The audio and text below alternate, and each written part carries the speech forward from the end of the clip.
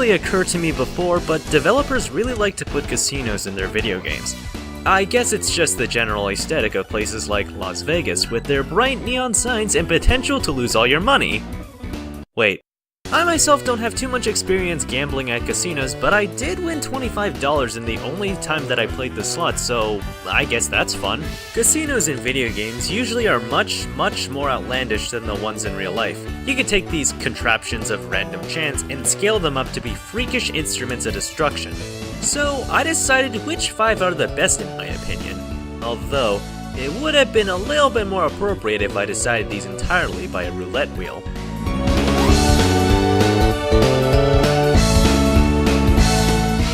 With a game like Mad World, it's hard not to crack a sadistic grin as you enact a variety of ways that you can cruelly and horrifically mutilate your opponents. I mean, you can ram a pole through one guy's neck all you like, but there's also some more stage-specific kills, like throwing someone into an oncoming train.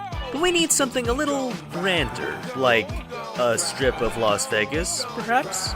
This stage in particular provides throwing random mooks into slot machines to kill them, or hurling them into a still-spinning roulette wheel, or maybe just smacking them into a dartboard a couple times. I don't know, take your pick. Best of all, there's no difficult mini-boss that you have to take on that might sap out all the fun. Consequently, it also kills pretty much most of the challenge that the game has built up for most of its run. You might get a kick out of destroying all of these mooks, but really, it will feel kinda hollow without some actual meat to the palate at some point. Worse still, despite the place being called Casino Land, the strip is really the only level that revolves around the casino aesthetic, with the tower just being a gauntlet of mini-bosses leading up to the final boss of the game. But hey, the final boss is pretty awesome, so brownie points.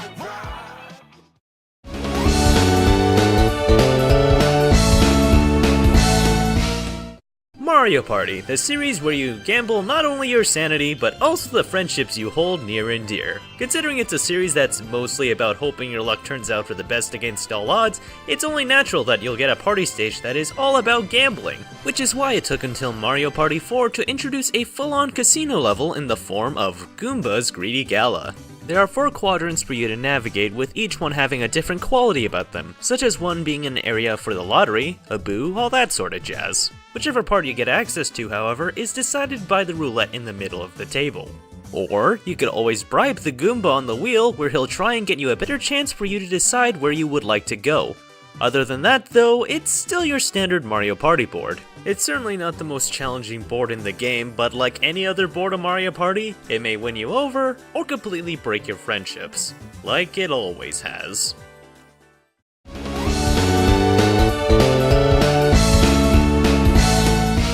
Kirby Planet Robobot is just one love machine to the history of Kirby, simultaneously balancing its new content with a great amount of nostalgic callbacks. One of the new things they added to the series was its casino levels. They are pretty similar to the circus levels from Triple Deluxe, but these 2 levels in Robobot make them a joy. Because of course, one of the best things to do after landing on Popstar is to put up a bunch of casinos, because we all know robots gamble, I think. Either way, these 2 levels are both on here because they just both capture the essence of an oversized big top casino, including, but not limited to, giant golden balls on the roulette wheel, deadly dice blocks, floors made up of playing cards, oversized poker chips, and most importantly, wanton destruction as you destroy the place in your giant robot suit. All things that you do at the casino. Right?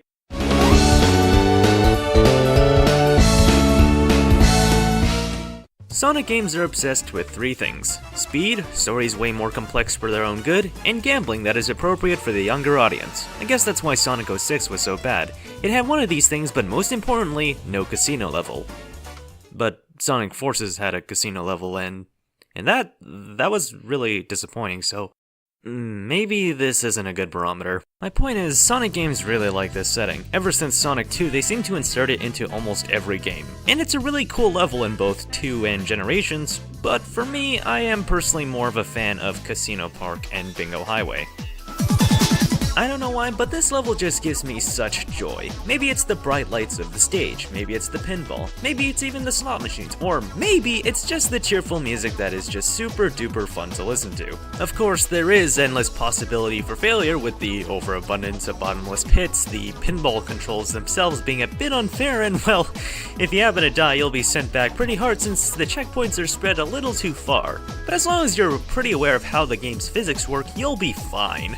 Of course, this is my nostalgia talking, but I have a lot of fun blitzing through the stage or just collecting a lot of rings as Team Chaotix. That being said, I'm sure we didn't need to play this exact stage 4 freaking times.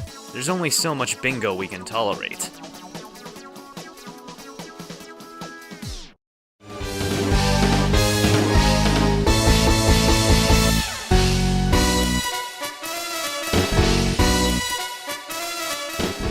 Persona 5 is a masterpiece. It has absolutely breathtaking visuals, an engaging set piece at every stage, and a fluid combat system that is incredibly fun to master. And as a Phantom Thief, pulling off heists in several different worlds that the metaverse spawned by the various villains of the game makes them a joy to visit. In most cases.